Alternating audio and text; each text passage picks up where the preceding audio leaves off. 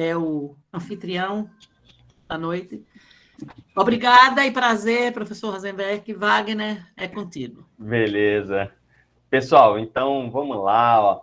Uma boa noite a todas e todos. Nós estamos aqui em mais uma atividade especial do Negrem, que é o nosso núcleo de estudos de trabalho, de gênero e raça, a partir do materialismo histórico e dialético, sob a coordenação da professora Terezinha, a participação minha, do professor Ivan, do CAT, da Universidade Federal Fluminense, e que o dia de hoje faz parte do projeto de extensão da gente, que é a exploração do trabalho e construção histórica das opressões de gênero e raça, etnia, né?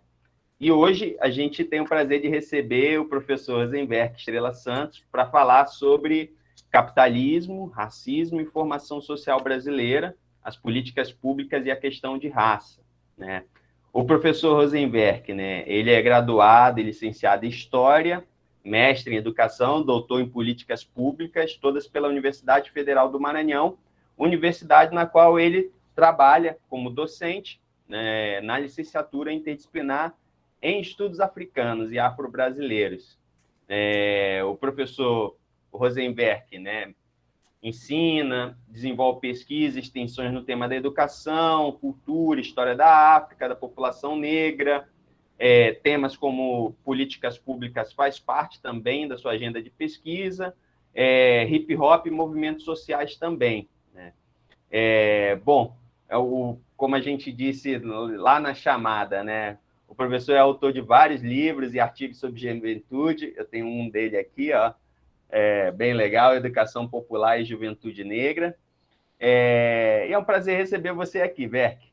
A ideia é, como te falei, uma exposição de até 50 minutos sobre o tema, e depois a gente abre para perguntas e comentários de 5 a 6 minutos cada. Tudo bem? E aí eu passo a palavra para você, é um prazer, né, ter você aqui. Mais uma vez, boa noite a todo mundo. Bom, boa noite a todas e todos. Eu quero dizer, primeiro, agradecer o convite, dizer que é uma honra para mim estar aqui nesse bate-papo aqui, nesse diálogo aqui com o Negrem, com todas e todos aqui. Um abraço, professora Terezinha, ao Ivan. Aqui também tem, né, professor Sávio, que é daqui da Universidade Federal do Maranhão também, do nosso curso, ele está aqui também, né?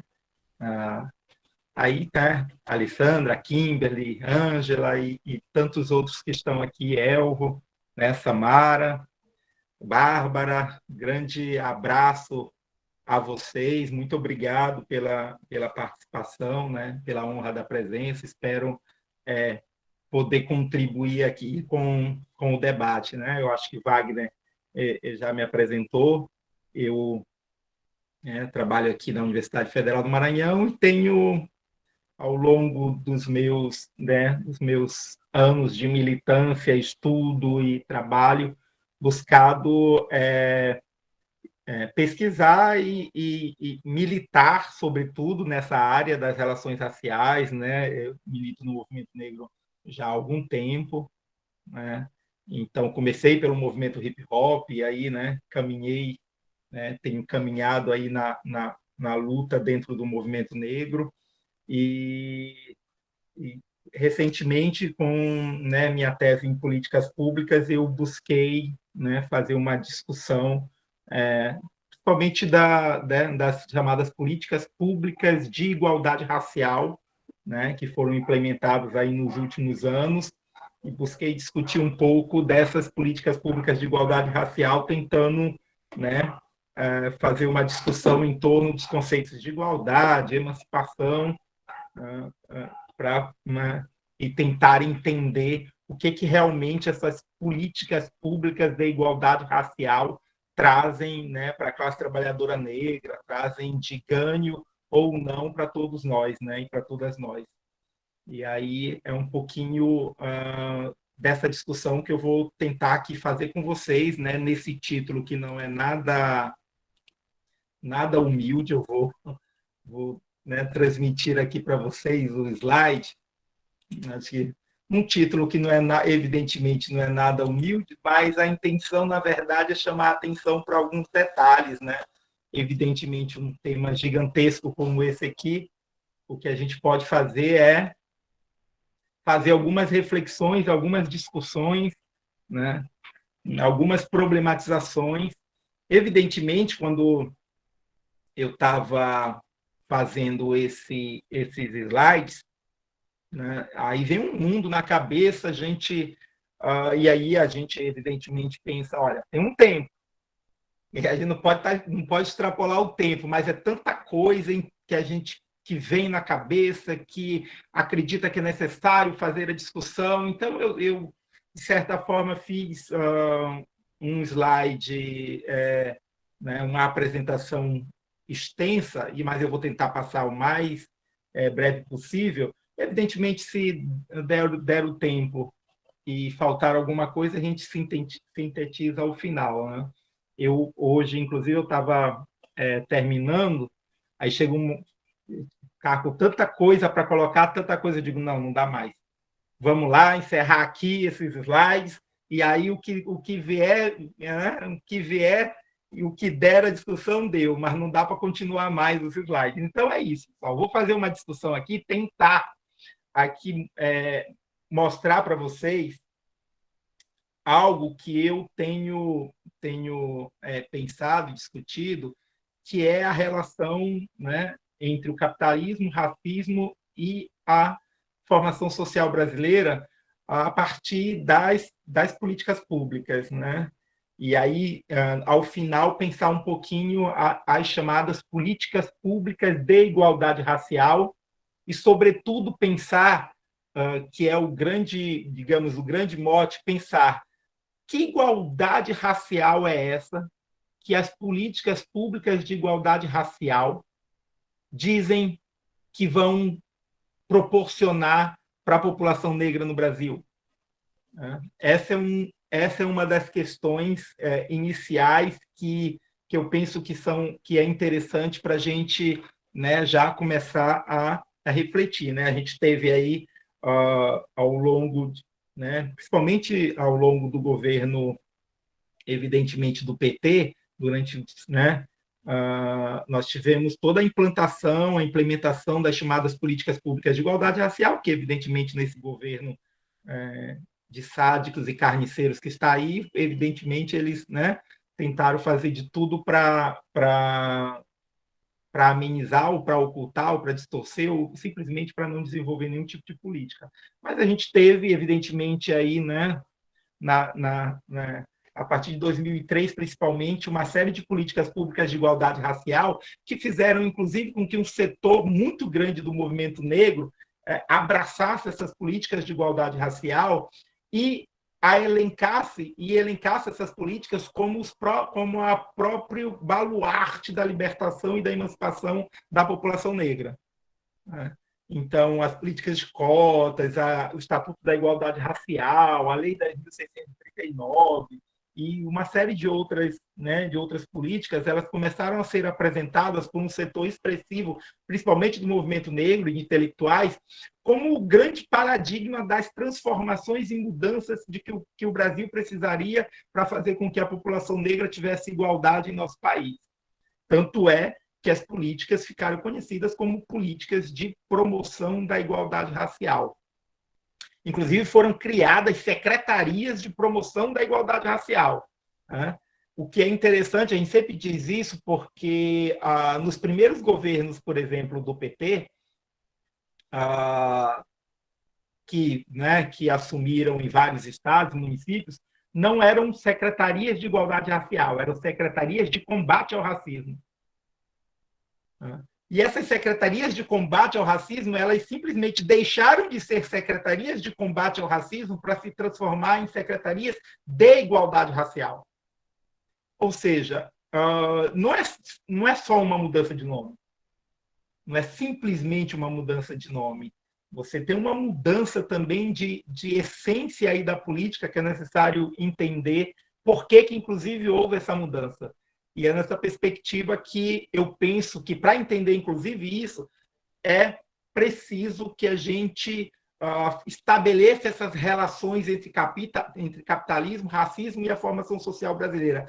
Até porque nós também temos um setor expressivo do movimento negro que separa em absoluto o racismo do capitalismo.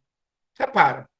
Racismo não tem nada a ver com capitalismo, o racismo é anterior ao capitalismo, o racismo sempre existiu, o racismo é um fenômeno que vem lá desde a Grécia, Roma, antes de Grécia e Roma, etc. Eles tentam, inclusive, o setor tenta, inclusive, temporalizar, mas não conseguem, eles acabam tornando o racismo quase como um fenômeno ahistórico, né? E aí né, nessas formulações, o racismo ele acaba sendo anterior ao capitalismo, portanto, não há, né, você evidentemente pode falar de um racismo na formação social capitalista, porque é a formação social que a gente vive, mas que, independente do capitalismo ou não, o racismo sempre existiu e possivelmente existirá em outras formações sociais, e, portanto, a luta é pelo combate ao racismo e não contra o capitalismo. E eu estou falando isso, pessoal, porque eu ouvi isso de vários militantes negros, de várias lideranças negras, em vários debates que eu estive, em mesas que eu estive. Eu não ouvi só de uma pessoa, de um líder, de uma liderança. Eu ouvi de várias, né? Já ouvi, inclusive, lideranças negras, professores universitários do meu lado dizer: o capitalismo não é nosso problema é o racismo. E desse jeito, dessa forma, né? Nosso problema é o racismo, nosso problema o capitalismo não é nossa questão. Então, essa é sempre uma relação que eu penso que é importante a gente fazer e, evidentemente, pensar como é que as políticas públicas entram nessa questão, nessa relação. Até porque a gente viveu esse período das chamadas políticas públicas de igualdade racial e que elas ainda se apresentam para uma juventude negra, para uma classe trabalhadora negra, como um grande mote para a superação de sua desigualdade, para a superação de sua condição social. As pessoas acreditam nisso mesmo, acreditam nisso, né? Ainda a crença, inclusive, de que uma crença meio iluminista, aquela meio parecida com a crença iluminista na educação, de que por meio da educação você vai ascender socialmente e vai conseguir superar a miséria e vai se tornar alguém na vida, etc. Coisa, né? Essa visão iluminista da educação é um pouco o que se tem sobre as políticas de igualdade racial, um pouco da visão iluminista que ainda se tem, né? Que elas vão simplesmente superar todos os problemas sociais e por aí afora, né? Então, nesse sentido, eu apontei aqui alguns elementos, só alguns slides, vou até pedir desculpa, mas alguns slides vão ter alguns textos bem grandes, né? Mas aí eu vou aqui falando e vou tentando amenizar o impacto dos textos, né? E eu nem sou de fazer slides com muito texto, mas esses eu achei necessidade para poder fazer algumas leituras que eu acho que seriam interessantes. Mas olha só, Wagner, quando chegar perto do tempo, tu vai me avisando, tá? Tá bom, então, pode deixar. Eu achei bem começar por essa discussão aqui, né? As políticas públicas e sociais no capitalismo e o racismo. E aí, uma coisa que eu sempre considero alertar é que, para a gente pensar a relação entre políticas sociais e a questão étnico-racial no Brasil, é necessário que a gente entenda que, no Brasil, a análise dessa relação sempre foi muito limitada. E aí, isso foi bem evidente quando eu estava fazendo meu doutorado em políticas públicas, que eu ia ler os livros que pensavam a questão social no Brasil, que iam discutir, né, a questão das políticas públicas, e era quase inexistente, ou quando se tinha uma ou outra coisa, assim, as discussões sobre a questão racial, ou mesmo sobre o período da escravidão no Brasil. Você citava uma coisa aqui, outra coisa lá, mas ela nunca era uma centralidade, né?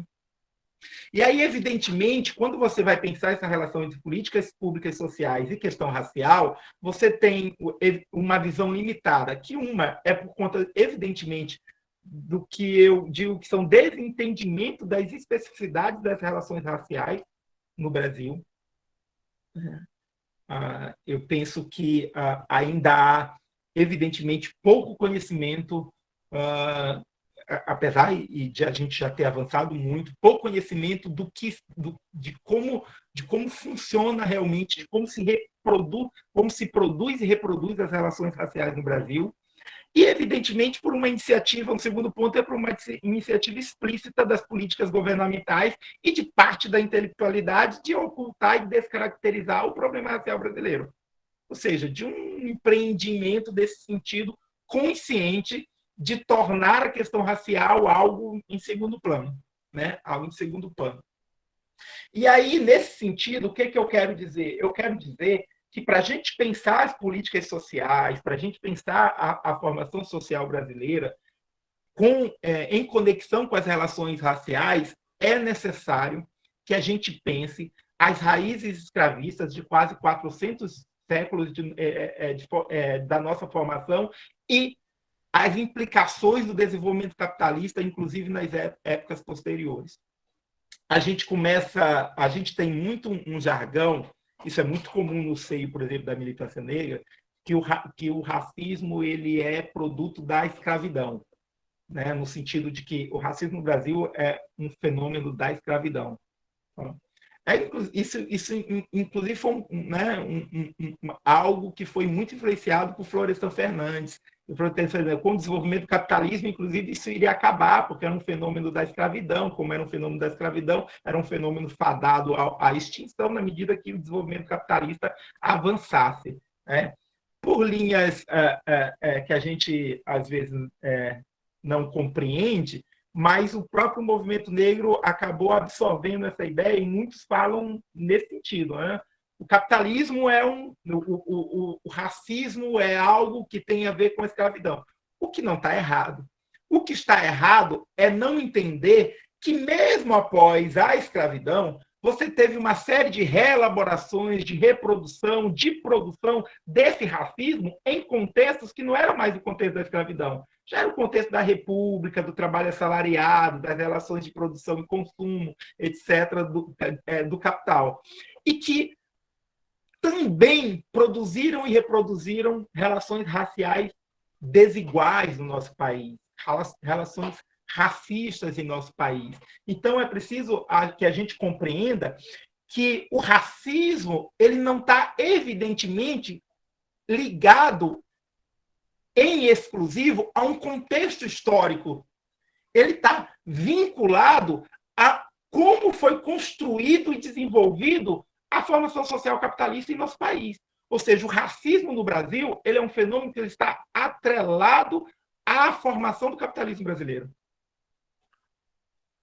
E aí, independe da conjuntura histórica, ele continua sendo produzido e reproduzido, inclusive hoje, nas relações neoliberais e por aí afora. É necessário que a gente compreenda isso.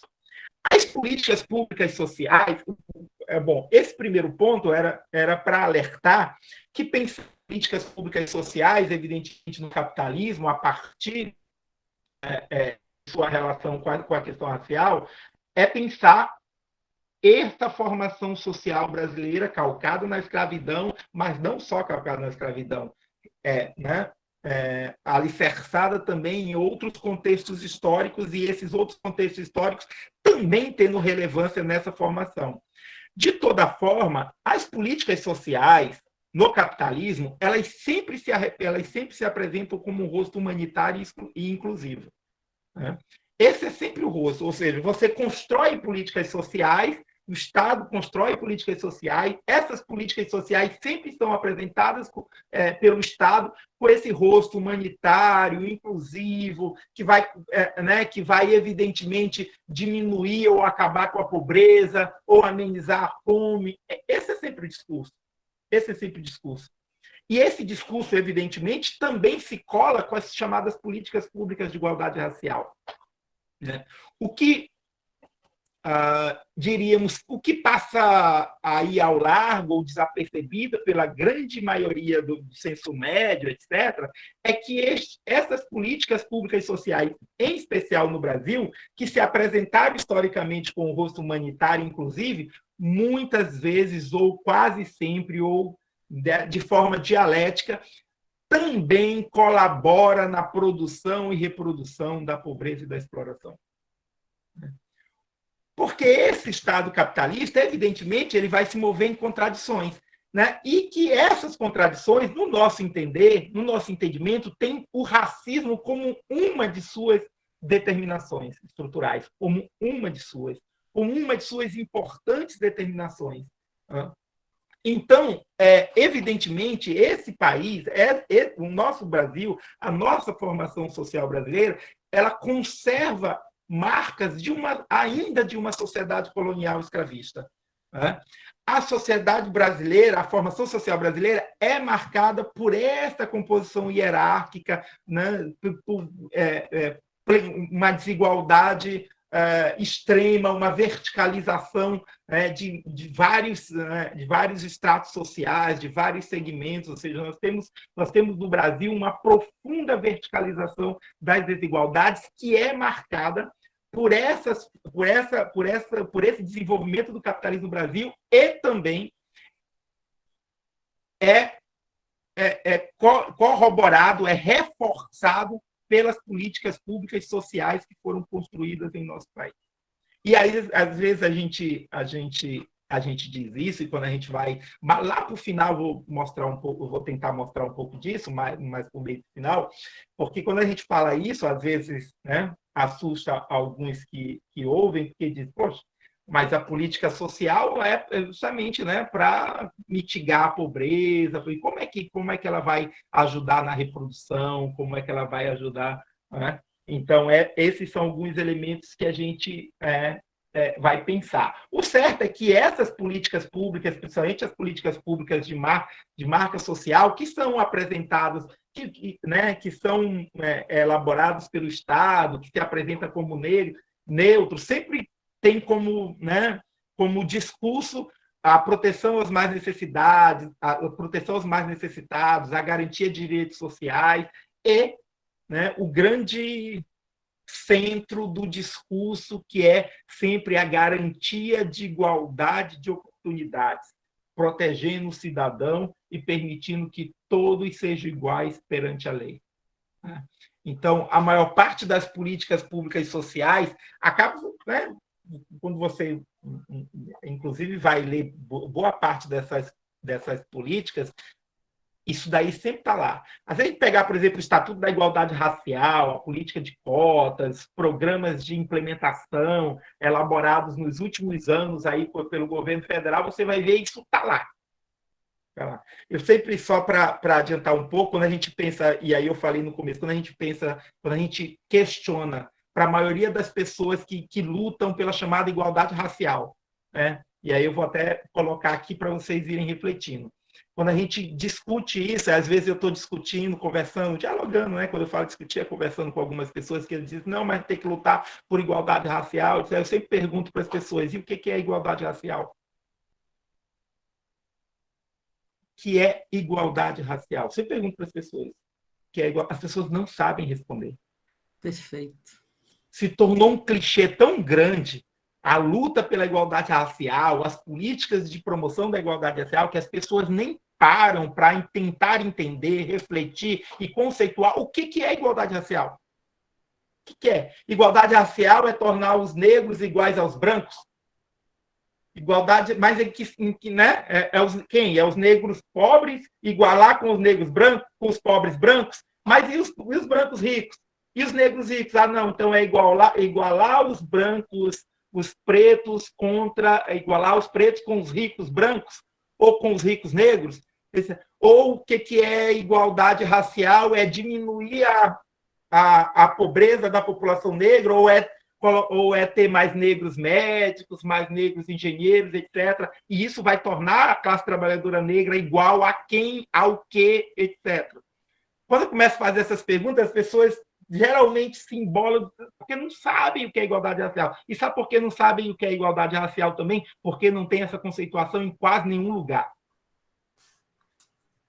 Nenhum lugar. Quase ninguém conceitua isso. Ninguém. Se vocês pegarem o Estatuto da Igualdade Racial, política de cota, nem no Estatuto da Igualdade Racial começa com uma série de conceituações de racismo, de desigualdade, de discriminação, etc. Mas não tem o que é o principal, o que é a igualdade racial. Não tem.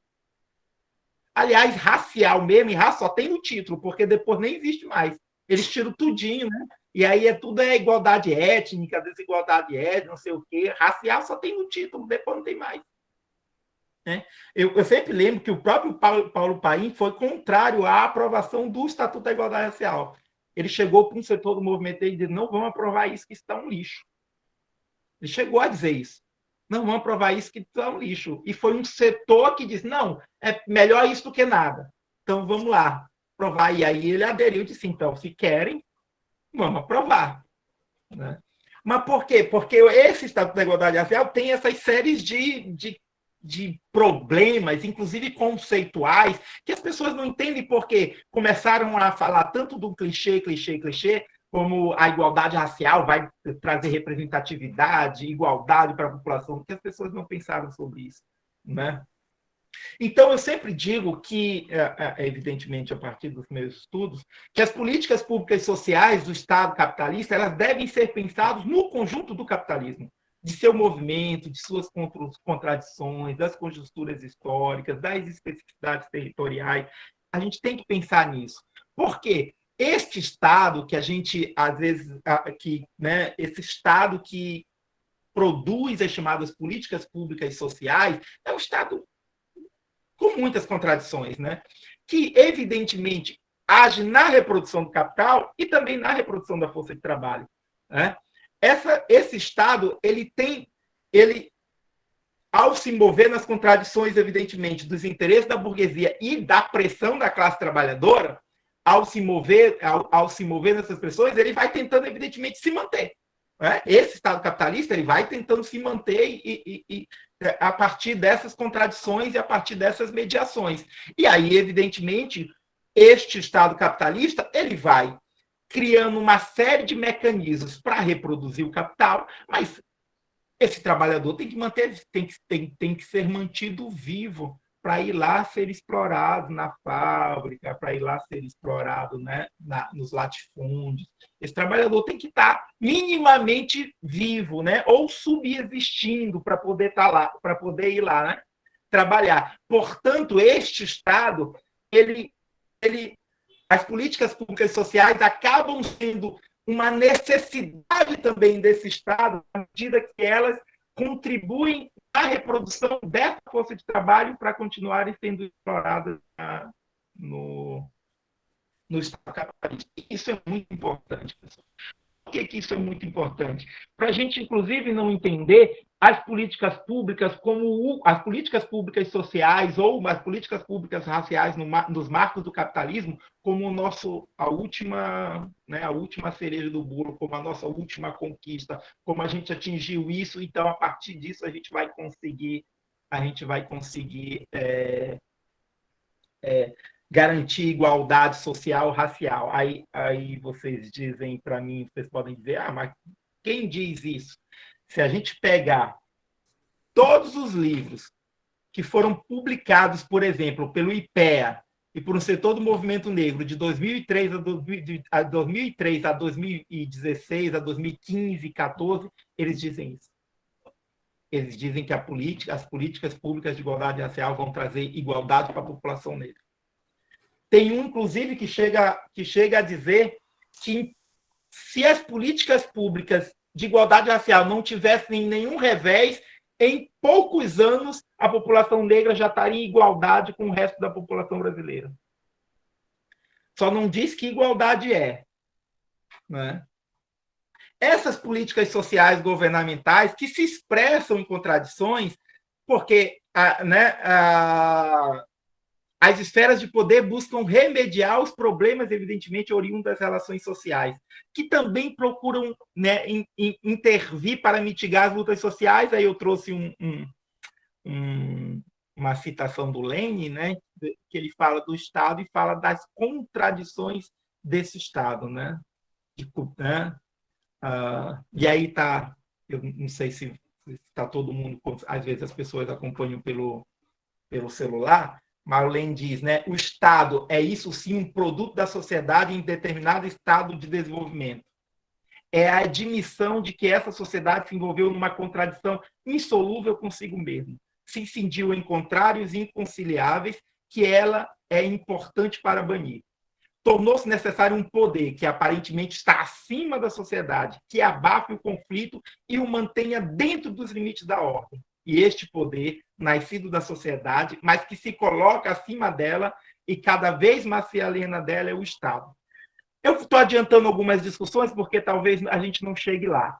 Mas olha só a importância que tem nisso. Porque o que o Lenin está discutindo aqui também, dentre outras coisas.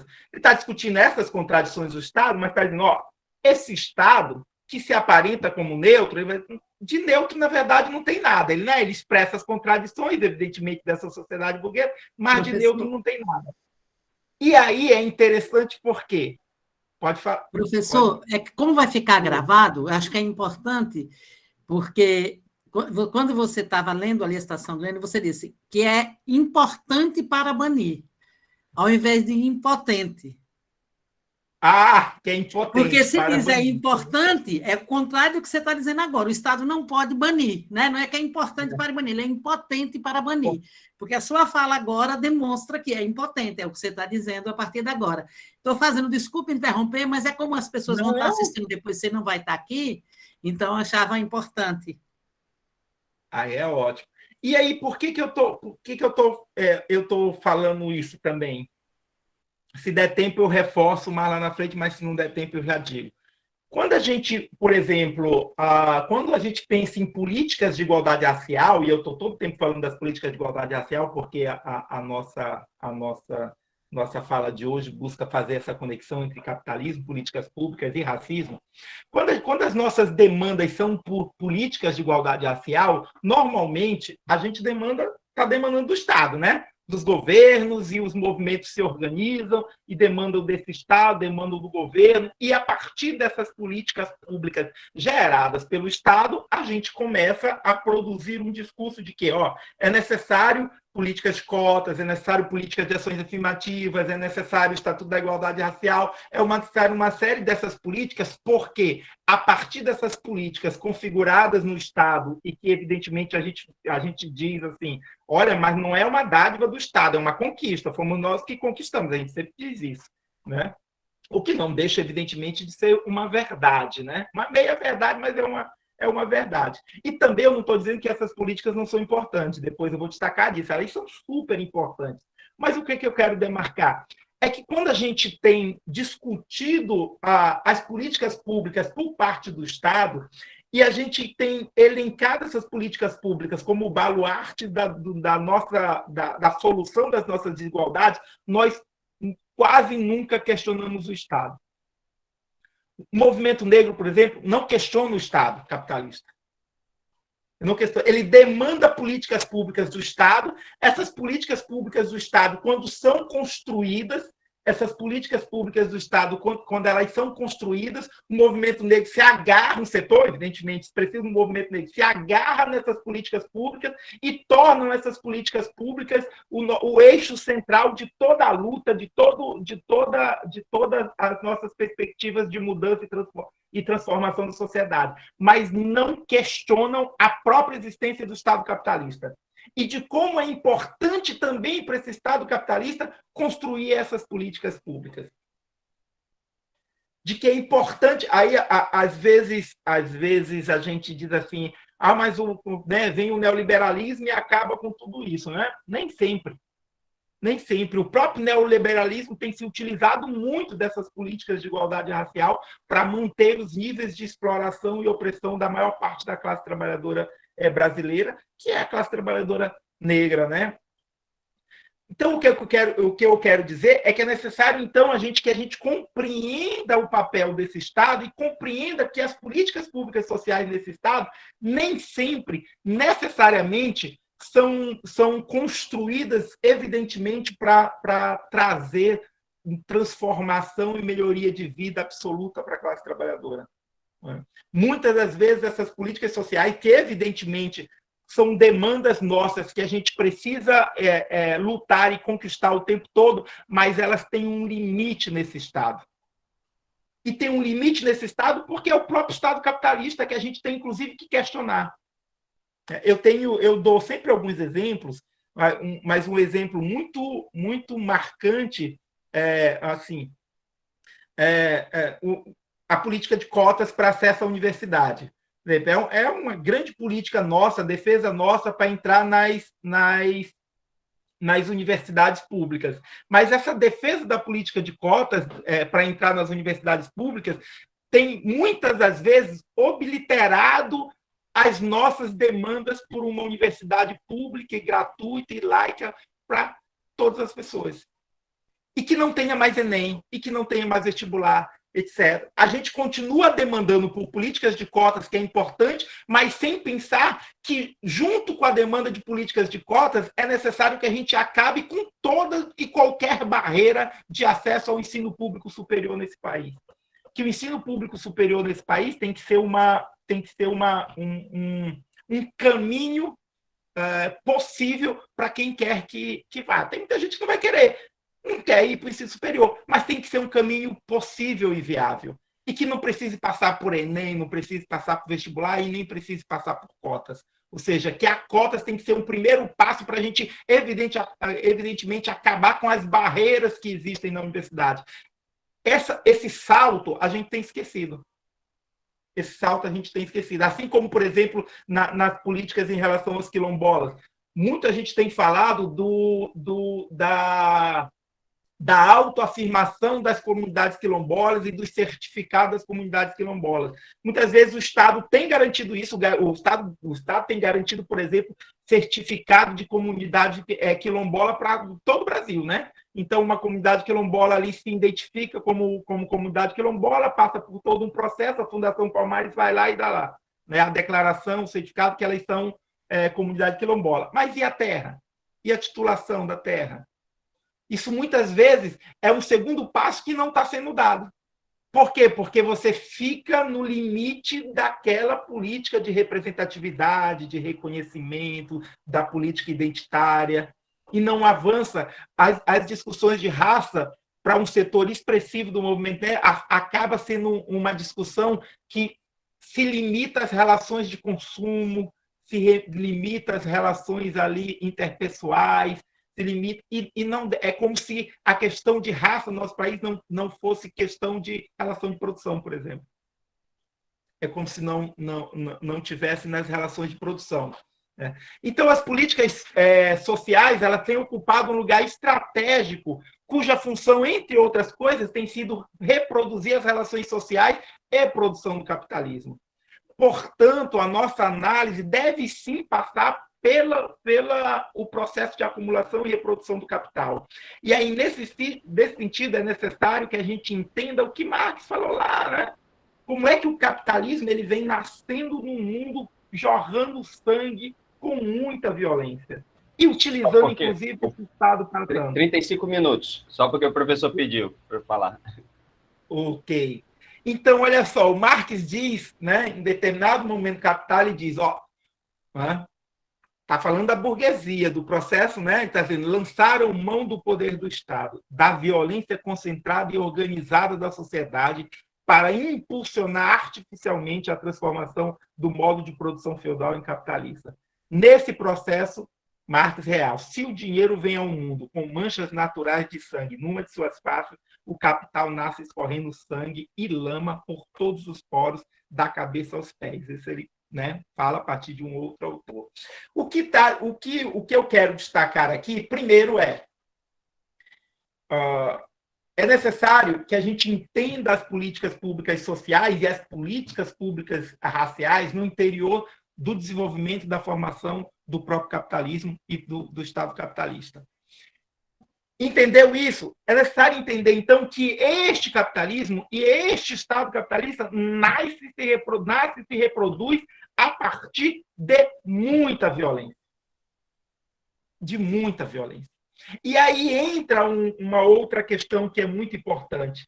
Esta violência, ela não se restringe só à violência aos trabalhadores europeus. Ela não se restringe só a processos endógenos ao continente africano. E isso é muito importante. Por exemplo, o professor Ivan está aqui, ele deve conhecer essa discussão, mas, por exemplo, o Ciro Flammarion Cardoso, ele foi um dos grandes críticos do livro do Eric Williams, chamado Capitalismo e Escravidão, porque, para o Ciro Flammarion Cardoso, durante muito tempo, assim, o capitalismo ele nasceu a partir de processos endógenos da própria Inglaterra. Tá? Não tinha muita coisa a ver com as questões externas, com a conquista da América, com o colonialismo, etc. Era quase como, né, a Inglaterra, a Europa, principalmente a Inglaterra, por suas questões endógenas, ela acabou construindo, né, acabou dali surgindo o capitalismo. E aqui está no Marx, assim como vem em outros autores, como no Eric Williams, né? É necessário que a gente entenda este desenvolvimento e esta formação do capitalismo, né, a partir também da violência que se explicita sobre outros povos e sobre outros continentes. E aí é necessário entender a exploração da América, o tráfico negreiro na destruição do continente africano, né? Ao mesmo tempo que associavam isso a uma suposta modernidade, superioridade política e intelectual. Isso Marx vai mostrando, e aí, olha, e aí é um outro detalhe. Enquanto Hegel, enquanto Kant, enquanto Montesquieu, enquanto uma série de grandes autores, até em pegar o Espiritismo, até Allan Kardec, né? Enquanto uma série de outros autores estão dizendo os africanos não têm história, os africanos vivem na barbárie, os africanos e a África estão no primitivismo, os africanos, etc., não têm condições de se desenvolver, enquanto esses outros tantos autores que viveram na época de Marx, ou anterior a ele, ou um pouco posterior, no século XIX todo, e no começo do século XX, estão dizendo que o continente africano é um continente de bárbaros, de incivilizados, de primitivos, de continente sem história. Marx está dizendo: o que a Europa está fazendo no continente africano é uma caça brutal de seres humanos, é uma violência explícita, é uma destruição daquele continente e da América. Marx está dizendo isso. Isso invalida, evidentemente que não é essa análise o centro da análise dele, mas invalida muitas das críticas que se faz, por exemplo, ao Marx, ao marxismo, de que ele não deu atenção nenhuma a este fenômeno. E ele deu e está dito. Né? Então, a gente tem que pensar o nascimento e consolidação do capitalismo tem relação intrínseca com esse projeto colonial, nascido no bojo da América, do tráfico de escravizados, da escravidão moderna. Portanto, a relação entre capitalismo e escravidão é sintomática e não pode ser desconsiderada. E aí eu trago uma frase de Eric Williams que ele diz, numa perspectiva histórica, a escravidão faz parte daquele quadro geral de tratamento cruel imposto às classes desfavorecidas, das rigorosas leis feudais e das impiedosas leis dos pobres, e da indiferença com que a classe capitalista em ascensão estava começando a calcular a prosperidade em termos de libras esterlinas e se acostumando com a ideia de sacrificar a vida humana ao Deus do aumento da produção. E aí, evidentemente, eu vou dar uma avançada aqui, né? O capitalismo, ele não apenas se impõe como uma formação socioeconômica de acumulação e reprodução do capital, é tudo isso, mas também é um modelo cultural e civilizatório considerado superior, ou seja, o capitalismo ele se apresenta, também, além de um modelo de uma formação social de acumulação e reprodução do capital, se apresenta como um modelo cultural e civilizatório para o mundo. E este modelo civilizatório e cultural que se apresenta no mundo, evidentemente, ele vai sendo reforçado e consolidado com o colonialismo, com o imperialismo. E aí eu trouxe uma fala aqui de um camaronês que não é nem marxista, mas ele tem algo mais, longe de ser marxista, muito longe, mas o Attila Mbembe, né, que é um intelectual camaronês, muito utilizado no movimento negro, mas o movimento negro setor pega o que é conveniente do Attila Mbembe e vai negando o resto, né? O que ele vai falando, principalmente as associações que ele vai fazendo entre raça, capitalismo, entre racismo e neoliberalismo, vai tentando esconder isso, mas o Attila Mbembe diz assim, ó, homens e mulheres originários de África foram transformados em homens-objetos, homens-mercadoria e homens-moeda. Né? Por quê? Porque ele vai destacando como é que o negro e a raça eles vão tendo significados materiais e imaginários que foi proporcionando catástrofe, destruições, crimes. O que eu quero mostrar, pessoal, para vocês? É que o nascimento do capitalismo ele vai se dando para e passo, o desenvolvimento e o nascimento e desenvolvimento vai se dando para e passo com o processo de destruição, de dominação e de construção do racismo a partir da dominação que o continente europeu vai estabelecendo com a África e com a América. Né? E aí, nesse sentido, o Eric Willis fala aqui, ó, quando o doce do açúcar nas xícaras de café e chá dos europeus, bem como o prazer do tabaco, só foi possível graças ao vermelho do sangue africano, tingindo os oceanos ao redor do mundo. E aí vai, né? Aqui eu falo muito dessa relação, como é que o imperialismo, por exemplo, no continente africano se utilizou dos chamados 3 Cs, comércio, cristianismo e a chamada civilização da burguesia europeia, né? Aí aqui é uma coisa que eu já tinha falado do Hegel, né? Como é que o Hegel, em sua filosofia da história, ele vai dizer que os africanos eram incapazes de produzir história, eram incapazes de provocar mudanças ou difundir educação, e como Marx vem aqui dizendo, ó, que as descobertas das terras auríferas e argentíferas na América, o extermínio, a escravização e o soterramento da população nativa nas minas, o começo da conquista e saqueio das Índias Orientais, a transformação da África numa reserva para a caça comercial de peles negras, que caracterizam a aurora da era da produção capitalista. Marx fazendo toda essa relação entre o desenvolvimento do capitalismo e o saqueio e a destruição do continente africano, e, evidentemente, como é que isso vai sendo construído, como é que isso vai sendo utilizado na construção do racismo. Né? Portanto, eu estou dizendo que existe uma articulação nevrálgica entre raça, capitalismo e expansão atlântica.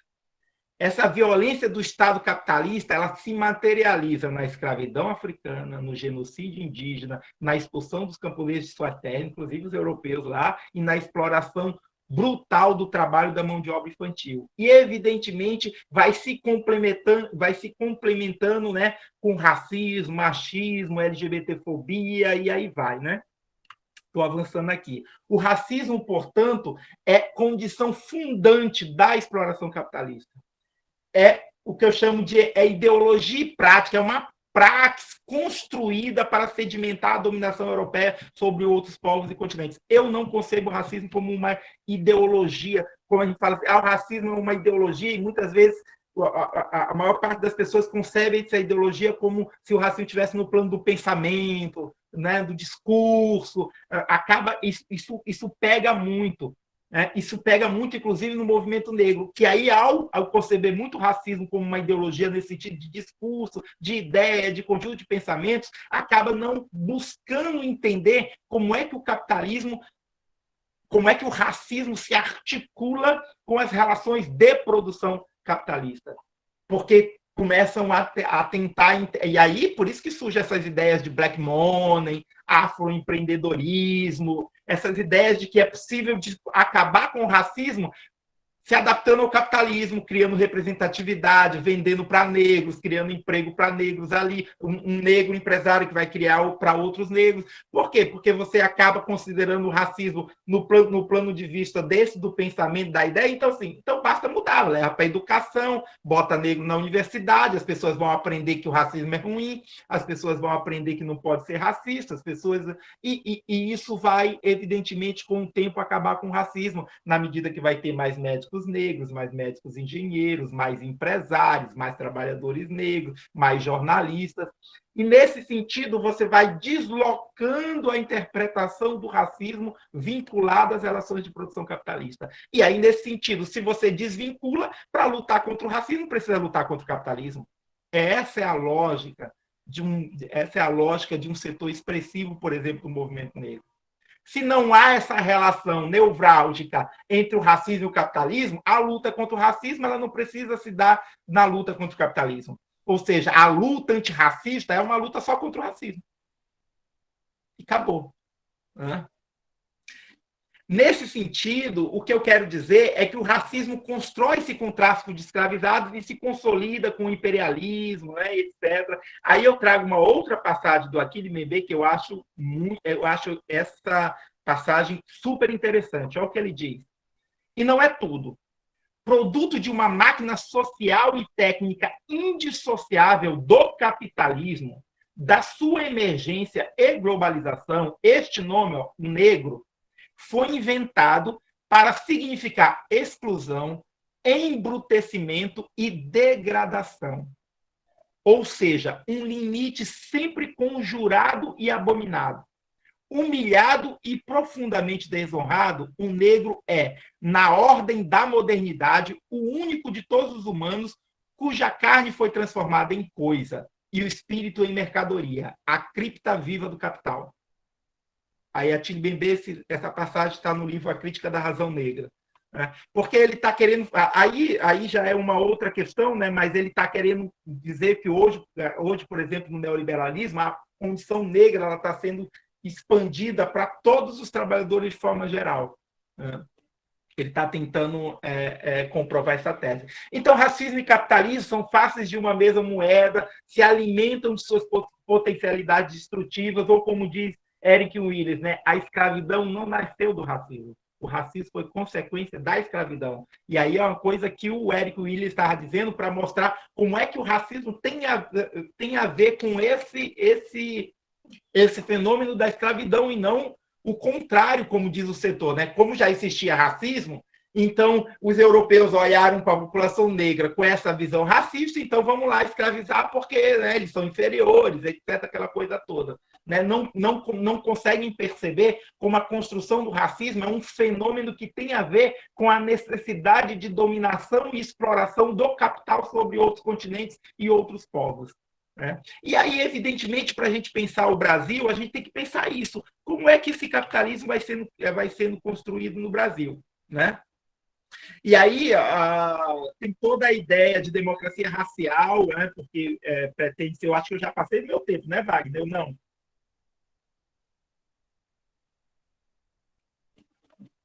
Já estou preocupado com o tema. 7 minutos. Ainda falta 7? Então tá bom. Vamos lá. Então, olha só.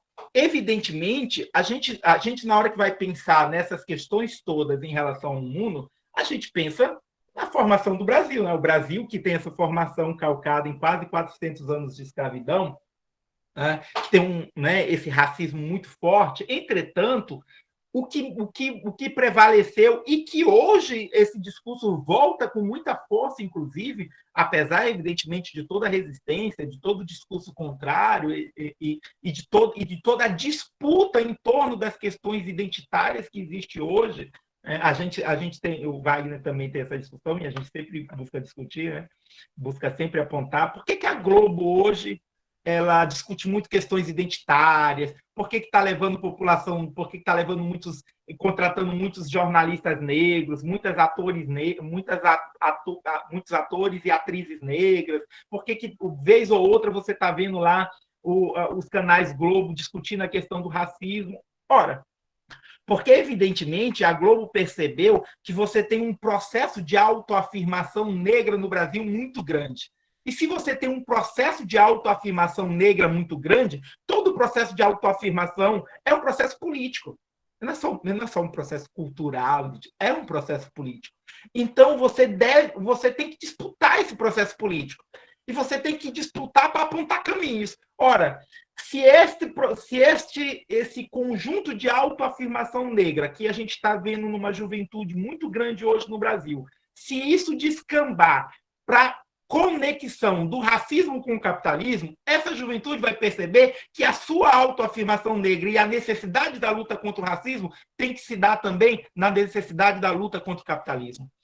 Se essa juventude negra perceber que há uma relação intrínseca entre a formação e desenvolvimento do capitalismo e a formação e desenvolvimento do racismo, se essa juventude perceber isso, ela vai perceber que para ser antirracista, ela tem que ser anticapitalista.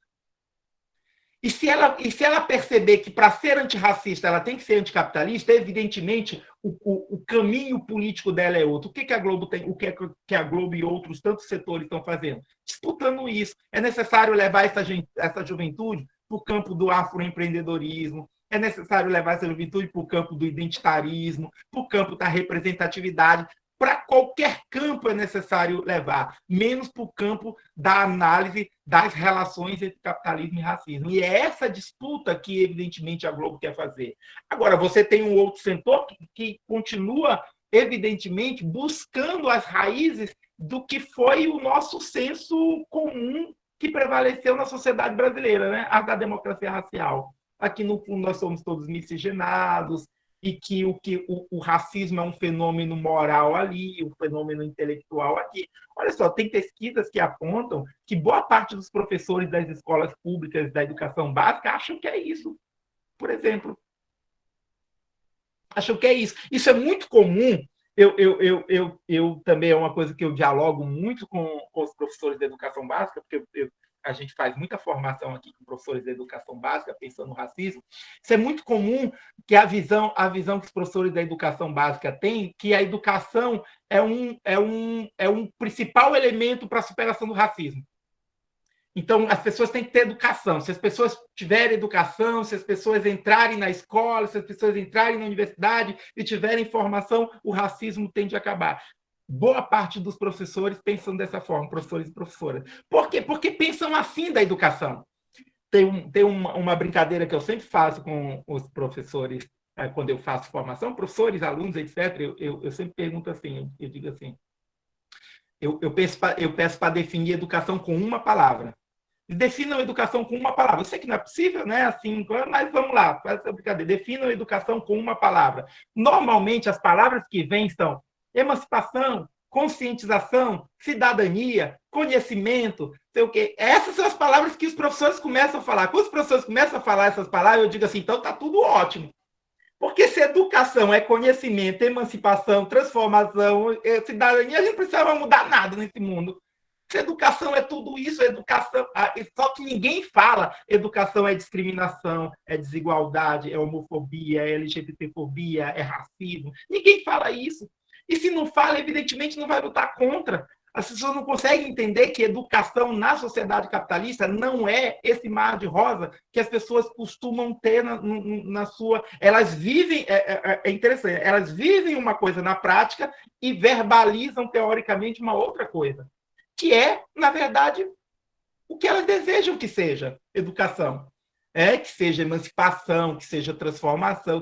Só que isso, na sociedade capitalista, só se dá, evidentemente, pelas contradições do próprio capitalismo e da ação de professores e professoras militantes, conscientes, né, de seu papel transformador e por aí fora. Mas, de resto, o que a educação é na sociedade capitalista é todas essas mazelas que a gente vê hoje nas nossas escolas. Então, como erroneamente a gente tem uma visão iluminada da educação, a gente vai acreditar que a educação resolve o problema do racismo.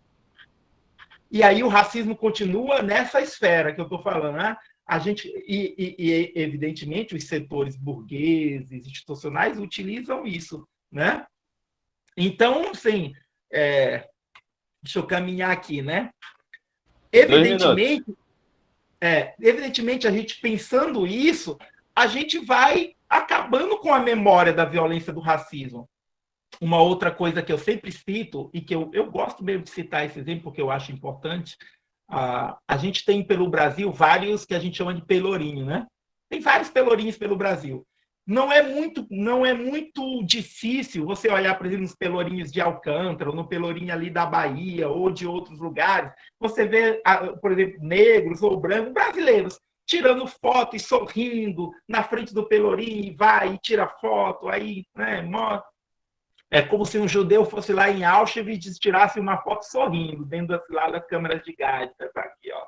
Aqui mataram o meu povo. Assim, as pessoas vão, por exemplo, na frente dos Pelourinhos e tiram fotos sorrindo, porque a gente não tem uma memória da violência, do racismo, da escravidão em nosso país.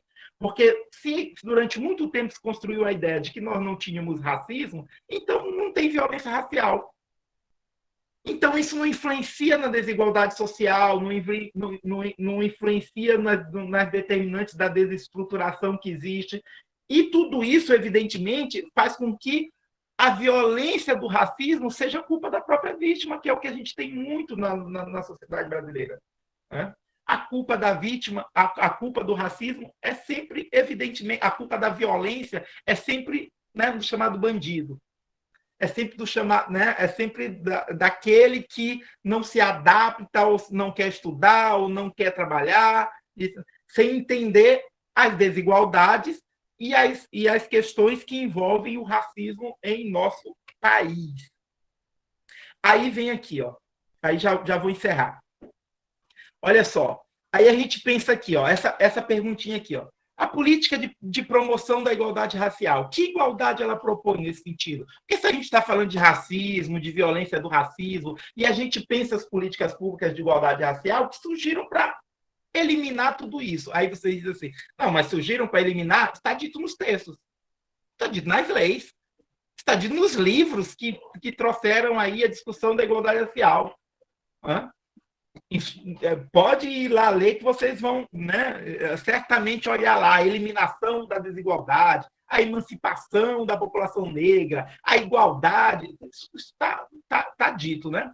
É evidente que não resta dúvida de que a política de igualdade racial, e eu coloco entre aspas mesmo, é muito importante no combate à discriminação racial, no racismo, é importante para garantir direitos. É evidente que isso é importante, né? Contudo, o que eu estou dizendo é que não é possível pensar em igualdade racial efetiva sem propor a superação do sistema capitalista e os seus mecanismos de exploração e opressão. Porque, concordando com Kalinick, que diz assim, ó, embora o capitalismo seja o chão sobre o qual o ideal de igualdade ganhou forma pela primeira vez, esse ideal somente pode realizar-se além de suas fronteiras. O que eu quero dizer com isso? Olha só, pessoal. Em regra, como eu falei para vocês, não há nenhuma conceituação do que seja igualdade racial. Olha só, no Estatuto da Igualdade Racial, você tem uma definição de desigualdade racial. Essa bem aqui, ó. Toda situação injustificada de diferenciação de acesso e fruição de bens, serviços e oportunidades na esfera pública e privada em virtude de raça, cor, descendência ou origem nacional ou étnica. Essa aqui é a definição de desigualdade racial. Este parágrafo da Lei 12.288, que é a Lei, né, de Estatuto da Igualdade Racial, ele, na verdade, insinua que se a população negra tiver acesso à fruição de bens, de serviços e oportunidades, a desigualdade racial não mais existirá. Ou, no mínimo, tenderá a desaparecer. Evidentemente que a gente não concorda com essa afirmação. E não concorda com essa afirmação por conta do que nós já falamos. Não é possível acabar com a desigualdade racial mantendo as estruturas da sociedade capitalista. Né? Esta lei que foi sancionada, né, a lei de cotas, por exemplo, né, dizia o seguinte, ó, destinada a garantir à população negra a efetivação da igualdade de oportunidades, a defesa dos direitos étnicos individuais, coletivos e difusos e o combate à discriminação e às demais formas de intolerância étnica. De início, durante todo o texto do Estatuto da Igualdade Racial, podemos destacar que o Estatuto da Igualdade Racial é enfático em qual tipo de igualdade a lei está tratando. O que o Estatuto da Igualdade Racial fala? Igualdade formal, abstrata, jurídica. ou seja, igualdade de oportunidades. Não se trata de uma legislação que visa a igualdade social, muito menos a emancipação humana. Inclusive, não há nada no texto que diga o que é igualdade racial. Por isso, a gente questiona. Por que algumas entidades do movimento negro, os intelectuais vinculados a ela e, sobretudo, os governos, dão centralidade à desigualdade racial, mas colocam como solução a igualdade de oportunidades? Porque a solução não é a igualdade social. Porque continuamos, como foram, por exemplo, os abolicionistas reformistas, a propor a emancipação da população negra nos marcos da ordem vigente. No nosso caso, nos limites do capitalismo. Isso quer dizer que devemos renegar e desvalorizar as conquistas democráticas, o direito à cidadania, os direitos adquiridos em leis, as lutas anteriores, etc., etc. Longe disso. Como dizia Marx, tudo isso é importante, não é? Marx diz aqui, isso nos remete às reflexões de Marx quanto à emancipação dos judeus na Alemanha. Marx inicia a discussão questionando que tipo de emancipação se pleiteia? A emancipação política, a emancipação cidadã ou a emancipação humana? Isso é de suma importância, porque na análise das reivindicações de grande parte do movimento negro, de seus intelectuais, nos objetivos da chamada política de promoção da igualdade racial, encontramos acertadamente muitas análises e críticas ao racismo de Estado, o chamado racismo institucional. Né? Hoje se faz muita crítica ao racismo institucional. Você critica o racismo institucional, você quer o fim do racismo institucional, mas você não faz a crítica ao Estado. Você não propõe, por exemplo, o fim do Estado. Aí você atrela, por exemplo, o racismo institucional e você quer lutar contra o racismo institucional simplesmente mantendo o Estado capitalista. Aí eu trago uma citação de Marx, que ele diz, o limite da emancipação política fica evidente de imediato no fato de o Estado ser capaz de se libertar de uma limitação sem que o homem realmente fique livre dela. No fato de o Estado ser capaz de ser um Estado livre sem que o homem seja um homem livre. O que eu quero dizer com isso? Eu quero dizer isso bem aqui, A anulação política e jurídica do racismo não só não conduz à eliminação do racismo, como pressupõe a existência do racismo. O Estado e os governos de plantão podem, evidentemente, à sua maneira, como já vimos nas políticas de inclusão e diversidade desenvolvidas pelo Estado neoliberal capitalista, desconstruir, mitigar ou anular as leis e condições que garantem a desigualdade jurídica, política e de direito da população negra, construindo a retórica e mesmo mecanismos que garantem a eliminação das diferenças políticas e jurídicas, na consigna todos iguais perante a lei, como participante igualitário da soberania nacional, porém mantendo e reproduzindo as condições de desigualdade que sustentam o racismo e a desigualdade real de fato. O negro e a negra, enquanto cidadãos, podem ter seus direitos de oportunidade, representatividade e reconhecimento garantidos pelo Estado e pela classe dominante, sem deixarem, entretanto, de serem negros, sem propriedade privada, sem emprego, sem trabalho e sem saúde. Ou como diz Marx, a emancipação política de fato representa um grande progresso. Não chega a ser a forma definitiva da emancipação humana em geral, mas constitui a forma definitiva da emancipação dentro da ordem mundial vigente até aqui. Ou seja, se a gente não sair dos limites desse capitalismo, nós vamos continuar achando que a eliminação jurídica do racismo, que a eliminação jurídica, que a consigna de que todos somos iguais perante a lei, da construção de um estatuto da igualdade racial, vai nos trazer emancipação, e não vai. E aí, para terminar, eu só quero concluir assim. Quando a gente pensa, por exemplo, que a gente fala de igualdade social, o que pressupõe a igualdade social? Uma das coisas que pressupõe a igualdade social. A igualdade social pressupõe a extinção das classes. Havendo classe, não há igualdade social. Para você ter igualdade social, você tem que extinguir as classes. Se você tem que extinguir as classes, a nossa luta da classe proletária, da classe trabalhadora, é pela extinção da classe burguesa, mas é também por nossa autoextinção enquanto classe trabalhadora explorada, alienada. Ou seja, A luta por uma igualdade social é a luta pela destruição do Estado capitalista burguês, pela destruição da classe capitalista burguesa, mas também pela nossa autodestruição enquanto classe trabalhadora alienada, para construir a igualdade social. E quando a gente fala em igualdade racial, o que a gente está falando então? Então, se a gente está falando em igualdade racial, a gente não pode lutar pela igualdade racial mantendo as raças da forma como a gente as concebe hoje e mantendo a população e mantendo os discursos e as demandas da classe trabalhadora negra nos limites da propriedade capitalista. Não. Quando a gente fala em igualdade racial, é como classe. Se a gente pressupõe igualdade social, a gente pressupõe a extinção das classes, a igualdade racial também pressupõe a extinção das raças. A gente tem que pensar nisso.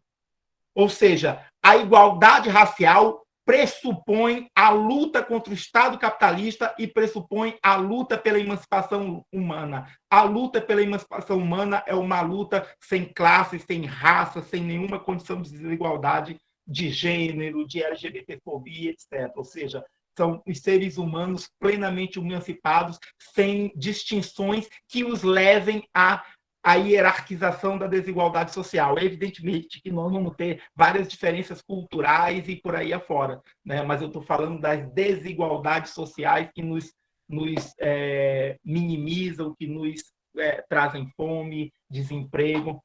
Então, se a gente fala em igualdade social na extinção das classes e do Estado capitalista, a igualdade racial também pressupõe a extinção das classes, das raças e do Estado capitalista. É isso que a gente precisa lutar. É para isso que a gente precisa avançar, para além das políticas públicas de ações afirmativas e para além das políticas públicas de igualdade racial. Muito obrigado, pessoal. Desculpa aí pelo avanço. Valeu, Berk. Legal, muito bom. Pessoal, tem inscrições aqui, né, de perguntas. Eu proponho que a gente faça inscrições aí de 5 minutos para contemplar todo mundo, né? E aí dá direito do Berk depois responder. Tá bom? Pode ser? Eu peguei primeiro a Alessandra. Eu aviso quando faltar 1 minuto. Pode ser? Pode ser. Boa noite a todos, a todas. Realmente estou aqui entorpecida de tanta informação e um debate tão qualificado. Parabéns, professor. Excelente. Obrigado. É uma pena que a gente tenha tão pouco tempo. Poderíamos passar aqui dias falando e Verdade. fazendo a revolução que a gente tanto deseja, né, Teca? Oh. Então, eu queria trazer aqui algumas observações, né? Faço parte do movimento de combate ao racismo, de negros e negras, e também do movimento de mulheres. Hoje, dia 28 de setembro, é o Dia Latino-Americano de Luta pela Legalização do Aborto. E deveria ter sido realmente um dia de luta. Agora não, mamãe. Na hora que a mamãe vai falar, não pode. Desculpa, gente.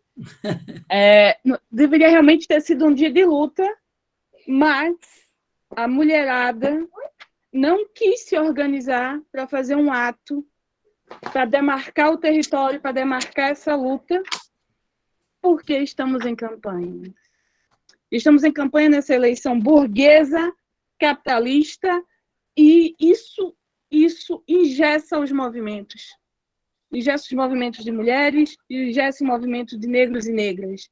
Por que eu trago esse tema para cá? Ale, você está fugindo, não é aborto, não é mulher, é raça, é luta de negro, é contra o capitalismo. Não estou fugindo. As mulheres negras são aquelas que morrem por um aborto mal sucedido, que morrem nos açougueiros, são aquelas que enfiam o talo de mamona para não ver mais um filho passando fome.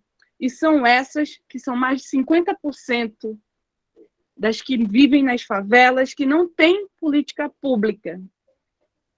Que não tem política pública porque não tem creche, não tem acesso à saúde, não tem uma prevenção, não tem posto de saúde, não tem medicamento, não tem nada. Mas elas fazem um papel muito importante para o capitalismo, assim como assistindo a aula do Ivan, lá no Sintuf. Elas são fábrica de exército de reserva. São fábricas dos novos trabalhadores a serem explorados. E, para isso, o capitalismo julga muito importante mantê-las reproduzindo e reproduzindo muito. Porque quanto mais operários recebendo pouco, menos eles vão ter que receber. Porque vai ter muito mais gente ali. Eu percebi que na sua fala, professor, o senhor cita a década, os 13 anos do governo do PT como um marco dos direitos sociais. E aqui eu queria perguntar, muito sinceramente, sem levar para a parte eleitoral, se realmente esse marco dos direitos sociais que tanto o movimento de negros e negras idolatra foi o suficiente. Eu já estava na universidade quando aprovamos a cota logo de 50% na Federal Rural de Pernambuco, mas eu percebi que meus companheiros, meus amigos que tiveram a oportunidade de entrar pela cota não se mantiveram na universidade, porque não tiveram verba para se alimentar, porque não tiveram condições de sequer tirar cópia, xerox dos livros. Então, foi lindo, foi massa. Abriu as cotas. Muito filho de trabalhador conseguiu entrar. Quantos foram os que conseguiram se formar? Era isso que eu queria deixar para a gente continuar o debate também, e para que também que a gente não se engane. Naquele momento, o governo optou em investir bilhões nas universidades particulares do que investir nas universidades públicas federais. Concluí. Legal, Alessandra. Agora é a Teca.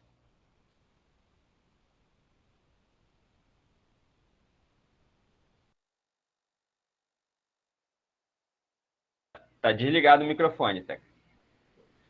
Então, vamos trocar de lugar, Ivan? Então, o meu computador caiu. Desliga. Tá dando eco. Desliga. O meu computador caiu, aí eu tive que subir para cá, porque já é fraco e ainda com 2 computadores ligados. Primeiro, Rosenberg, nossa, como disse a Alessandra, eu ficaria mais... Você vai ter que voltar aqui, amigo. Wagner, precisamos reagendar esse moço aqui de novo. Muita aprendizagem. Mas, para todos, né, como todos sabem, como marxista, a gente faz o tempo inteiro o exercício da crítica, isto é, analisar, ver os fundamentos. Então, com 90% de coisas, as poucas que eu sabia, eu concordo, e as que eu não sabia, eu concordo também. Eu só queria, primeiro, Ale, agradecer por ter trazido esse tema, que é o meu tema sempre, porque a pergunta a ser posta aqui, utilizando a reflexão que o professor fez, é por que a Globo, por que os meios de comunicação dão tanta ênfase a determinadas políticas com relação às mulheres, como banheiro para destruição de banheiro para o sexo, como nome social, etc., e desaparece com políticas para, por exemplo, o aborto. Desaparece, essa luta saiu, ela não pode mais existir no movimento de mulheres. Ok? Para além do oportunismo político, de não se pode discutir nada, não se pode sair à rua para não melar a eleição, não é isso? Tem, fora da eleição, algo acontecendo no movimento das mulheres, da mesma forma que o movimento de negro. Quais são as políticas que são aplaudidas pelo mainstream? Né? E a gente precisa fazer uma reflexão sobre isso, não vai ser agora, mas lhe agradeço imensamente por ter trazido. Agora, camarada querido, brilhante camarada, 2 questões eu gostaria de questionar. Porque, primeiro, nós marxistas temos que conhecer dos nossos, assim como o Marx fez, né? Foi lá em Ricardo, aprendeu com ele e superou. Foi em Hegel e superou. Da mesma forma, nós temos que ler os nossos concordantes e os nossos discordantes, né? Mas eu acho que essa leitura tem um limite, porque senão se cai no ecletismo. Como é o caso do Mambembe. Você trouxe 2 citações aqui. Primeiro, ele é o irracionalista, um antimarxista por excelência. Mas não significa que tudo que ele diz possa se jogar fora. Agora, eu gostaria de questionar, olha, o quão ajuda, quando é contrário a tudo que você trouxe até aqui, quando ele diz, homens e mulheres originários de África foram transformados em homem-objeto, homem-mercadoria e homem-moeda, isso é do ponto de vista marxista, um erro. Porque não, quem era homem-objeto era o escravo, ok? O escravo é homem-objeto porque ele é todo objeto. O trabalhador no capitalismo vem de sua força de trabalho, ele não é um objeto. A sua força de trabalho é transformada em mercadoria. O escravo não era mercadoria. E muito menos homem-moeda. Isso é ótimo para um discurso político de palanque. Teoricamente, não nos leva a coisa nenhuma. Homem-moeda, bem, você está falando de que modo de produção? Do capitalismo, do escravismo, moeda troca. Não, os seres humanos africanos. Primeiro, esse processo de transformação em mercadoria se deu, óbvio que com todas as diferenças que você e o Wagner brilhantemente apontam todo o tempo, em toda a classe trabalhadora. E esse é o mote da classe trabalhadora.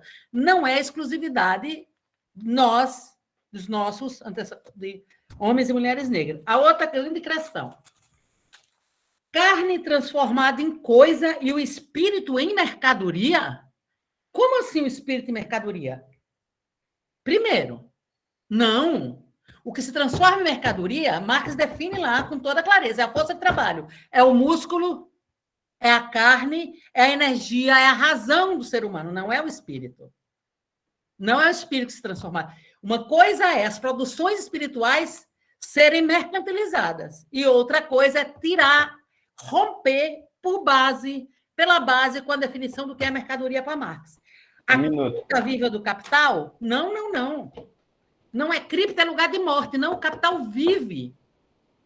O capital vive do trabalho vivo. Ele se alimenta, nos deixa mortos. E a outra grande questão que eu gostaria de questionar aqui, utilizando a categoria de superação em Marx, é a crítica ao iluminismo. Porque como você traz o Kalinkos, eu adoro aquela citação dele, dizendo o seguinte, veja, o modo de produção capitalista surge prometendo igualdade, liberdade e fraternidade. Nós perguntamos, é a famosa, você sintetiza brilhantemente, emancipação política. Sim, nós queremos a liberdade formal, a diferença de nós para os reformistas é que a gente não para na liberdade formal, não na emancipação política, mas ela é apenas instrumento em direção à emancipação humana. Então, veja, no bojo de um pensamento pós-moderno que o tempo inteiro bate na razão, da forma como foi colocado aqui, eu não estou dizendo que você defende isso, parece que é o seguinte, o que o iluminismo fez, como dizem os pós-modernos, é para ser jogado no lixo. O que é mesmo que o iluminismo trouxe? No lugar de um Deus ex-machina, lá que mandava nos seres humanos a possibilidade de razão, e isso coloca nosso grande mote. O capitalismo diz, é para alguns, nós dizemos, é para todos. Então, sim, concordo contigo nessa visão, que não é bem uma visão iluminista, é própria do capitalismo, de dizer que a educação salva tudo. O capitalismo tudo salva tudo, escondendo suas verdadeiras razões. Agora, eu tenho preocupação nesse mote racionalista que está as ciências sociais no país, em bater sem fazer a devida, dizer a questão de ser superado.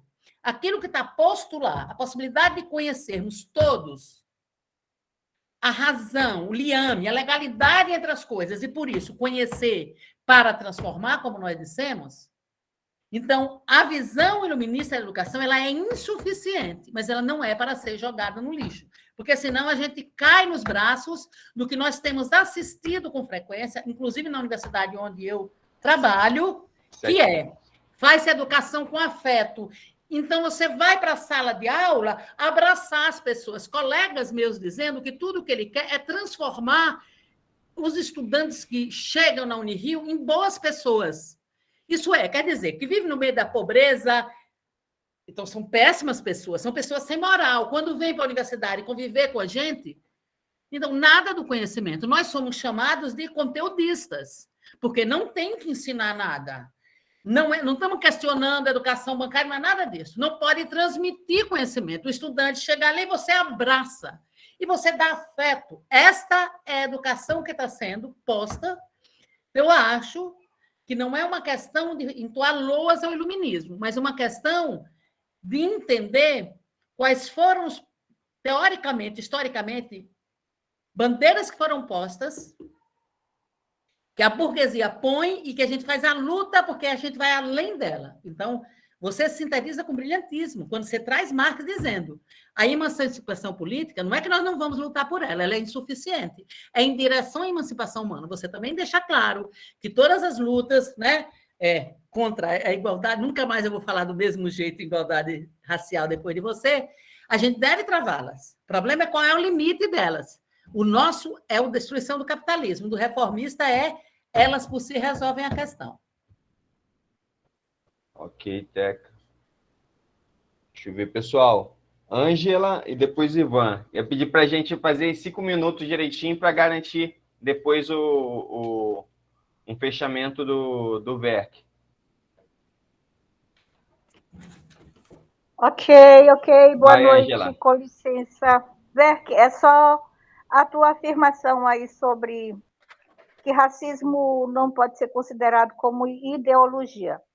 Eu tenho uma experiência aqui com o filho de uma amiga minha que viajou para Florianópolis, um estado de maioria branca, né? E com relação ao Nordeste, um estado bem desenvolvido, né? E ele foi acompanhado de um amigo negro. Isso aconteceu agora em 2021. Ele chegou lá 2021 ou antes da pandemia, eu sei que foi agora, entre 2019 e 2021. Não foi agora em 2022, não, foi antes. Ele chegou lá dentro da especialidade dele, da profissão dele, que é lanterneiro. Então, ele viu que tinha vaga numa determinada mecânica lá e ele foi lá pedir essa vaga. Os dois foram lá, né? Quando chegou lá, o dono da mecânica disse, olha, para você aqui sempre vai ter trabalho, mas para essa raça aí do teu amigo, não. Ele pode cansar de procurar, ninguém vai dar emprego para ele aqui. Numa rápida olhada lá, no tempo que ele ficou lá, ele viu que existem muito poucos trabalhadores negros lá, né? Nesse meio que ele convive. Ora, nós sabemos que nós temos as leis antirracistas, né? Eu acho que essa situação, ela suplanta, ela ultrapassa a esfera do que se chama, do que Silvio Almeida chama de racismo estrutural. Isso aí eu acho que está no campo da ideologia. Se tu não puderes concordar comigo, me esclareça um pouco mais. Tinha um outro ponto, é a questão da gente se autodestruir enquanto classe trabalhadora, como consequência da destruição desse estatuto chamado de classes, né? Dessa estrutura estratificada, essa estratificação social. Bom, quando foram criadas, antes mesmo da criação das cotas raciais, eu sou mestiça, branca, clara, por assim dizer, de mãe branca, e em toda a minha vida eu não fui vítima de racismo, eu não posso dizer que eu tenha sido vítima de racismo, mas eu sou mestiça, com certeza, do lado do meu pai, que eu não conheci, que morreu quando eu era criança, era negro. Então, eu penso que eu estava me autodestruindo enquanto classe trabalhadora quando surgiu o Bolsa Escola, na quantia de R$15. Isso ainda foi antes do governo do Lula, né?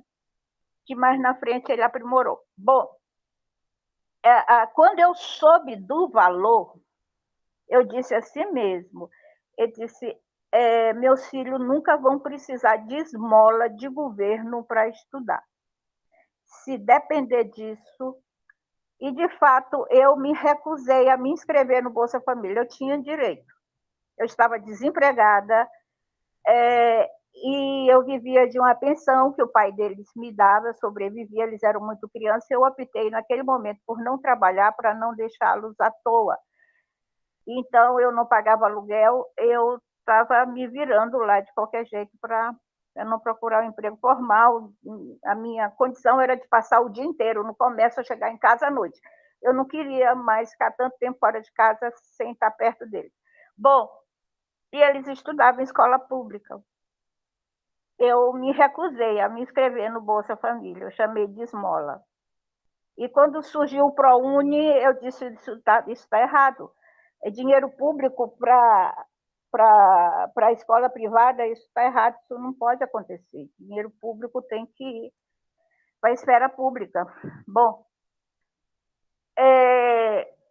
então, eu acho assim que existe um discurso e existe uma prática nessa questão de se autodestruir enquanto classe trabalhadora.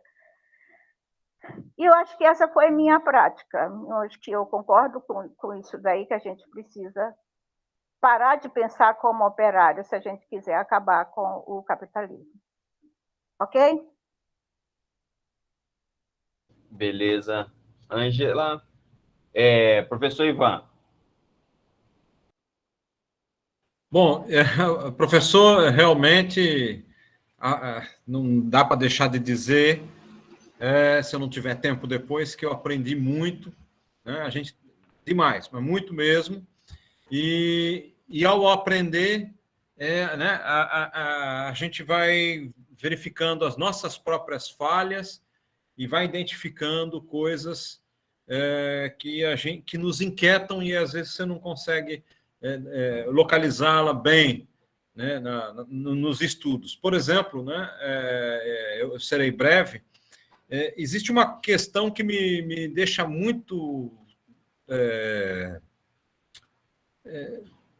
não é impaciente, mas, enfim, não satisfeito, quando a gente, toda vez que se coloca a questão da formação do racismo, sempre vai para os tempos coloniais, né? E no início da sua fala, eu percebi, né, que houve um breve aceno para que eu acho que eu vou colocar, que é assim, os trabalhadores, eles negros e negras, né, eles trabalhavam nas condições escravizadas e depois acaba a escravidão, aí eles desaparecem. Aí eles vêm surgir como trabalhadores, né? Quem mora no Rio de Janeiro consegue verificar muito bem qual é a cor da classe trabalhadora, no comércio, em todos os lugares, nos serviços, né? E aí a gente percebe que, ao longo da formação, dos primeiros momentos da formação, né, da industrialização brasileira, quando você vai lá para a Era Vargas, para a fase do desenvolvimentismo, para o desenvolvimento durante a década de 60, durante a década de 70, e mesmo recentemente, os trabalhadores negros eles não são mencionados dentro dessa problemática digamos assim, da formação do racismo. Então, assim, debita-se muito, né, ou melhor, acredita-se muito a questão colonial, né, a formação do racismo, o racialismo no Brasil, e depois esse período quando ele se torna operário, quando ele se torna um trabalhador não escravizado, meio que desaparece. Você não ouve referências a isso. Como se nesse período, é o seguinte, o racismo foi feito lá.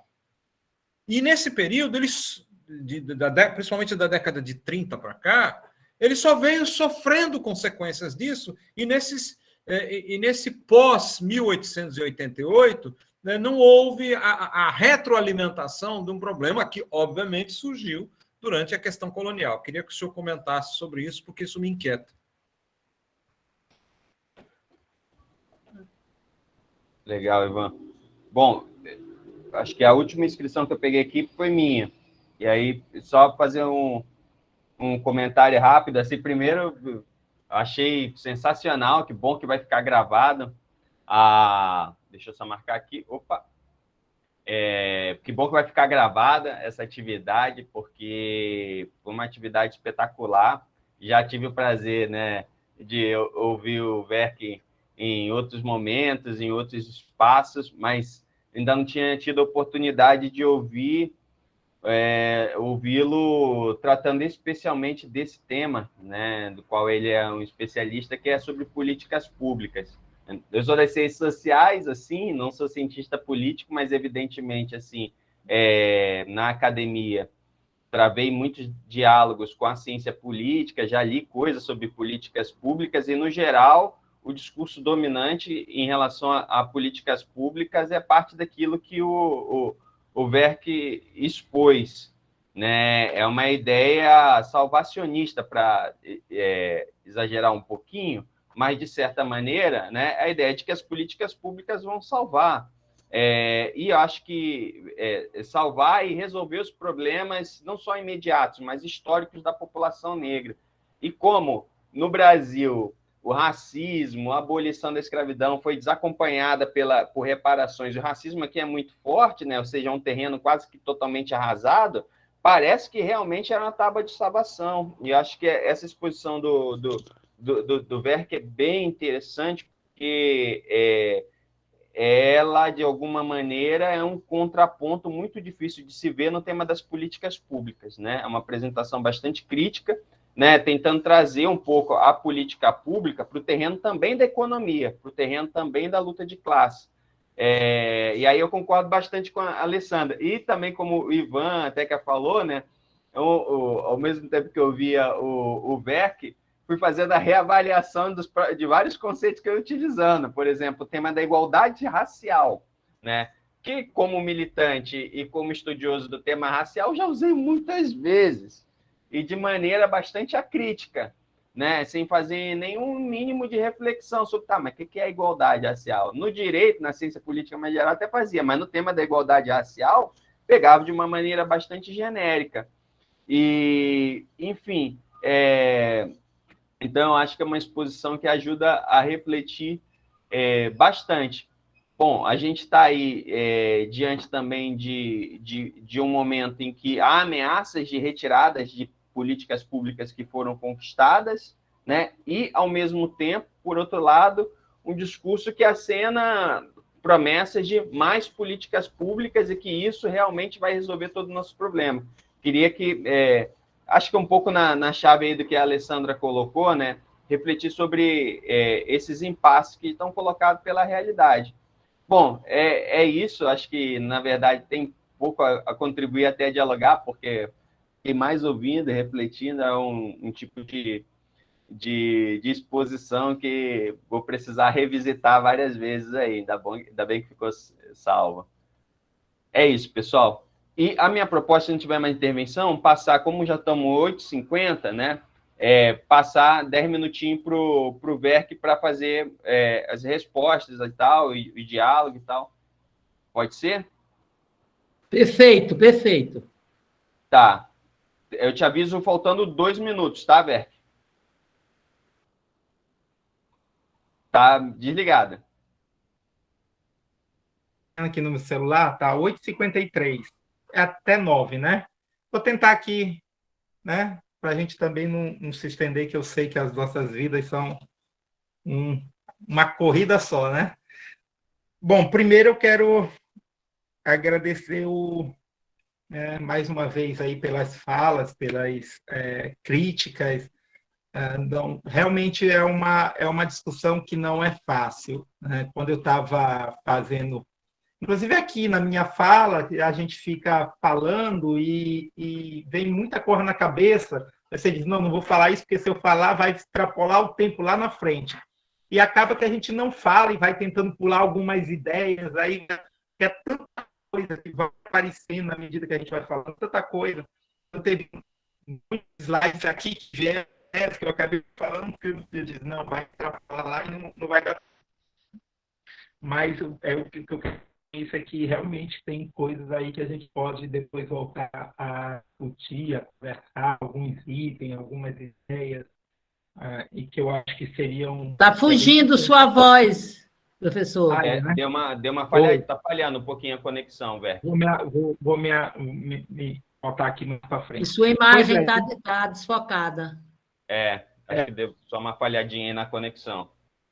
Eu acho que é a internet mesmo. A internet é assim, né? A gente começa a usar muito, ela começa a ir embora. Parece que tem um limite. Mas então, é isso. Eu quero dizer que eu me coloco aí à disposição para depois a gente discutir outros pontos que eu acho muito, muito bacana. Obrigado mesmo. Esses dias eu estava conversando, assim, que a gente hoje fala muito, muito que nós vivemos uma polarização e uma disputa acirrada, né, entre a direita e a esquerda.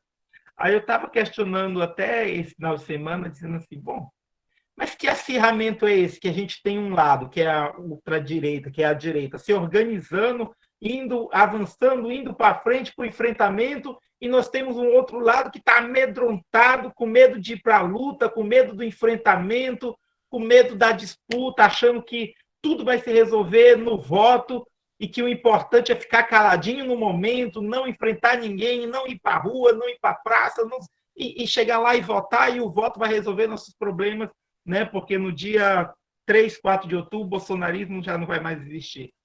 Que a gente sabe, né? E aí eu pergunto, que acirramento é esse quando a gente está cada vez mais sendo treinado e e a gente tem uma juventude muito grande nisso, acreditando muito no viés eleitoral e simplesmente se desarmando do enfrentamento, da disputa política, da disputa na rua, da organização, né? E é um pouco o que a Alessandra falou, né? Do que aconteceu hoje com a campanha aí, né?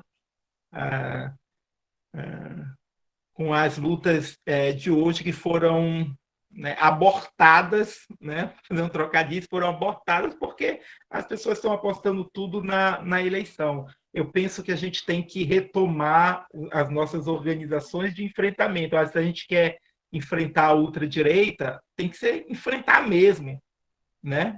Enfrentar, organizar, ir para o enfrentamento e não achar que é voto que vai resolver nosso problema, porque não vai ser, né? E aí, nesse sentido, quando eu falo dos 13 anos do governo do PT e se tornou um marco nos direitos das políticas públicas de igualdade racial, é porque, na verdade, não é nem eu que penso assim, é que ele tem sido considerado assim por um setor expressivo do movimento negro, que é o setor que eu atuo, milito e que estou o tempo todo dialogando, né? Participando de eventos científicos, acadêmicos, mesas e por aí afora. Né? Amanhã mesmo eu tenho uma mesa, eu vou estar abrindo um evento que possivelmente boa parte dos palestrantes tem essa ideia de que as políticas de igualdade racial, de ações afirmativas, são os baluartes da nossa salvação. Foram apresentados desse jeito. E eu não estou desconsiderando a importância dessas políticas, até porque são políticas que a gente defende e luta. Né? A Lei 10.639, a política de cotas e etc. São políticas importantes que a gente luta. O que a gente tem destacado o tempo todo é que são políticas que têm os limites na própria estrutura do capitalismo. Né? Hoje a gente ganha, amanhã a gente perde de acordo com a conjuntura. Porque o capitalismo vai fazendo isso. Né? Mais do que isso, é preciso a gente entender qual foram as características dessas políticas. Boa parte dessas políticas dessas políticas transformativas, elas não mexeram praticamente nem tocaram na estrutura das relações de produção do capitalismo. Né? Não mexeram na propriedade privada, não mexeram no Estado, não mexeram no lucro, não mexeram. São políticas que estão no campo da representatividade, da subjetividade. Se a gente pegar, por exemplo, um dos livros mais vendidos aí dos últimos anos, que é aquele livro Pequeno Manual Antirracista da Djamila Ribeiro, a gente vai ver que todas as ideias que ela lança ali do antirracismo, da luta contra o racismo, estão no campo da subjetividade. Todas, de A a Z, todas. É no campo da subjetividade, da representatividade, no interior do capitalismo. Ela ganhou até o prêmio Jabuti, um dos livros ainda hoje mais vendidos que tem na Amazon. Não tem ali nada que diga que a gente vai conseguir superar o racismo se a gente superar o capitalismo, se a gente vai conseguir destruir o racismo destruindo o capitalismo. Nada. Tudo é no campo da autoafirmação, no campo da representatividade, no campo da educação, no campo... ou seja, que é um pouco do que foi as políticas do PT nesse período todo, que, volto a dizer, importantes, mas extremamente limitadas. Por quê? Porque são políticas que não afetaram a estrutura do modo de produção capitalista. E mais, e porque não afetaram o modo de reprodução da estrutura capitalismo brasileira. E, pelo contrário, você teve, nesse mesmo governo, uma série de outras políticas que foram reproduzindo no campo macro políticas neoliberais, etc. Você tem, ao mesmo tempo que você tem uma grande massa, uma grande parte da população significativa entrando nas universidades pela política de cotas, mas foi nesse mesmo período que nós tivemos um dos maiores extermínios da juventude negra nesse país. Ou seja, e isso não é eu que estou dizendo, o IBGE disse isso, o INEP disse isso, um relatório do Senado disse isso, que inclusive era o próprio Lindenberg que estava na presidência.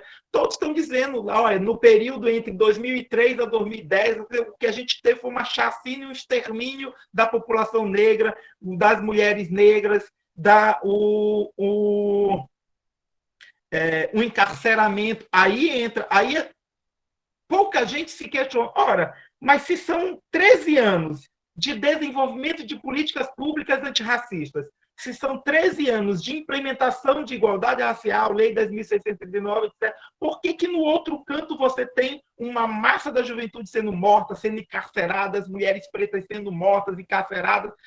Por quê? Por quê? Porque não mexe na produção e reprodução do capitalismo, que é isso que vai continuar matando. Você vai ter negro entrando na universidade, pegando o título de doutor, depois pegando um título de doutor, pode até arrumar um emprego, pega um carro, vai chegar lá na litorânea com o carro, na hora que ele for abrir, ele vai levar um tiro na costa, porque o racismo está lá, incrustado na sociedade capitalista. E não é essa representatividade. 2 minutos, né? Então, são políticas absolutamente limitadas, essas políticas dos 13 anos, importantes, fundamentais, importantes, mas limitadas se a gente não avançar. Né? Aí vem toda a discussão que a professora Terezinha fez, que evidentemente é uma discussão elevadíssima, que não dá para fazer em 2 minutos, o que Wagner já fez assim, mas olha só, em relação ao iluminismo, é isso mesmo. Na verdade, eu penso muito nessa questão da educação, mas não é uma crítica como faz, por exemplo, os pós-modernos, né? Que pega a coisa, né? Não, é o fim da razão, é o ser humano fragmentado, aquela coisa, né, da discussão pós-moderna, longe disso, né? É só esse pensamento mesmo, dessa perspectiva que a gente, né, que a Terezinha destacou como uma própria concepção da formação capitalista, né, do próprio capitalismo, de pegar a educação e colocá-la como um baluarte, né, e aí entra toda eu utilizo o bem, porque eu sei tudo isso aí, que é verdade, tudo isso, mas às vezes, assim, como ele até dá uma certa aproximada com o modo de produção capitalista, com a relação entre raça, negra e capitalismo, eu gosto de utilizá-lo principalmente para fazer a discussão com o movimento negro, porque o movimento negro, a perspectiva de parte do movimento negro significativa é fazer esse distanciamento, sabe? É dissociar completamente. Uma coisa é a população negra, uma outra coisa é o trabalhador, uma outra coisa é o capitalismo, uma outra coisa é o racismo. Então, eu pego essas citações porque eu trago essas citações para iniciar o diálogo com os setores do movimento negro a partir de autores que eles gostam muito, que eles trabalham muito para fazer. Mas aí tem todos esses problemas que você citou, e que você tem toda a razão, né? Apesar de, e aí depois a gente pode até fazer essa discussão, que é interessante, se o negro foi mercadoria. Você já está convidado. Né? Aí a gente faz essa discussão que eu achei muito bacana, muito legal. Ai, Wagner. Ângela, racismo é também uma ideologia, não é só, né? Mas é também. O que eu estava fazendo questionamento é quando a gente tenta entendê-lo só como um conjunto de ideias, a coisa que está só no campo da subjetividade, que é o que, por exemplo, ler o livro de Djamila, é só isso. Racismo é ideologia, está lá. É isso, é ideologia nesse sentido, tá entendendo? E aí, se é no sentido da ideia, do pensamento, então você tem que construir uma nova ideia, um novo pensamento, uma nova representatividade, e você muda. É isso que está posto. Aí vem toda uma outra discussão também que o professor Ivan faz, que é isso, na Era Vargas, inclusive, durante a Era Vargas que essa ideia de democracia racial ela ganha muita força no nosso país, né? Sim, já a partir dos anos 20, depois dos anos 30, porque a perspectiva aqui é construir esse país onde não existam negros, nem existam brancos, né? Mas o que eu quero destacar aqui, que eu acho que é importante? Por exemplo, Florestan Fernandes, lá na década de 50, etc., ele vai dizer uma coisa que eu não concordo. Só para encerrar, que ele diz, e depois foi reproduzido pela Emília Viotti, pelo Gessé Souza atualmente, que é uma frase emblemática dele, que ele diz assim: após a escravidão, o negro foi deixado à própria sorte.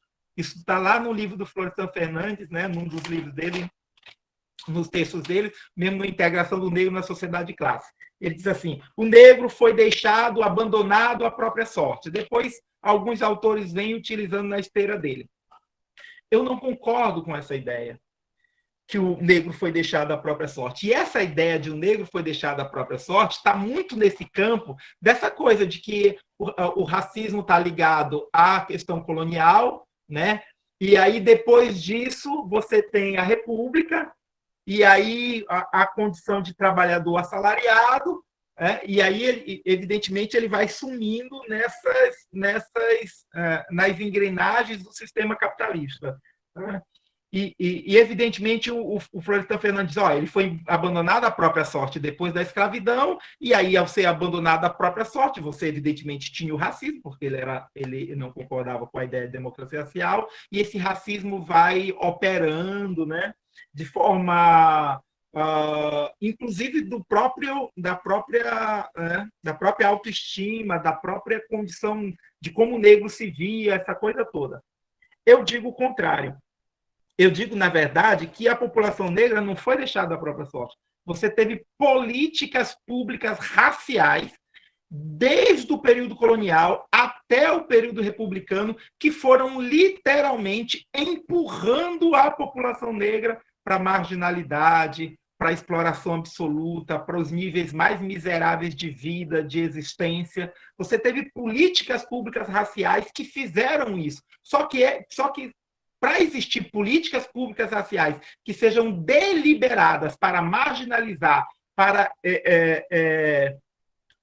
levar a um grau extremo de exploração essa classe trabalhadora, de outro lado, você tem que ter todo um discurso que deixe isso oculto. Ou seja, que não faça com que a gente perceba que existe uma política de Estado de marginalização e exploração de uma ampla parcela da classe trabalhadora brasileira, que é a classe que é a população negra. E aí, nesse sentido, foi se criando todo um discurso que passa pelo discurso da mestiçagem, depois da democracia racial, depois volta para o discurso da mestiçagem, que é de ocultar o problema negro, de ocultar a questão racial. E isso, evidentemente, foi, inclusive, sendo apreendido por parte da militância e da intelectualidade negra, que não conseguia olhar, que ficava nesse discurso de que a gente foi abandonado à própria sorte e não foi compreendendo que, na verdade, a gente tem um Estado capitalista que age e constrói políticas raciais de extermínio, de exploração, e a gente precisa compreender isso não só para o período colonial, mas também como isso foi feito na Era Vargas, na ditadura militar e em outros contextos históricos. É sempre difícil responder essas questões, mas eu me coloco para a gente voltar a aprofundar isso num outro momento. Eu agradeço muito, mesmo, muito, muito. Evidentemente, me desculpo aqui se, né, em determinados momentos acelerei as respostas ou a fala, mas eu espero que pelo menos fiquem aí algumas, evidentemente, reflexões, questões e as críticas necessárias para a gente voltar a debater e a discutir e a dialogar. Valeu, Wagner, Terezinha, Alessandra, Samara, Ivan, Ângela. Muito obrigado, Alessandra, Sulamita. Obrigado. Obrigado, Beck. A Terezinha e o Ivan caíram. Eu acho que a internet dele lá também sabotou. Gente, está muita chuva no Rio. Tá muita chuva, cara. chuva. Tá muita chuva aqui. Agradece a eles por mim, Wagner. Tá. Alessandra, Pode obrigadão. deixar. Beck, olha, é um prazer sempre te ouvir. Acho que foi sensacional. Um grande abraço para você. Fica bem aí. E agradeço a presença de todos. Hoje estamos juntos aí. Obrigada. Tenha uma boa noite, pessoal. Boa noite. Tchau, tchau. Beijo. Boa noite a todos. Obrigada. Beijo, obrigada. Foi um prazer imenso.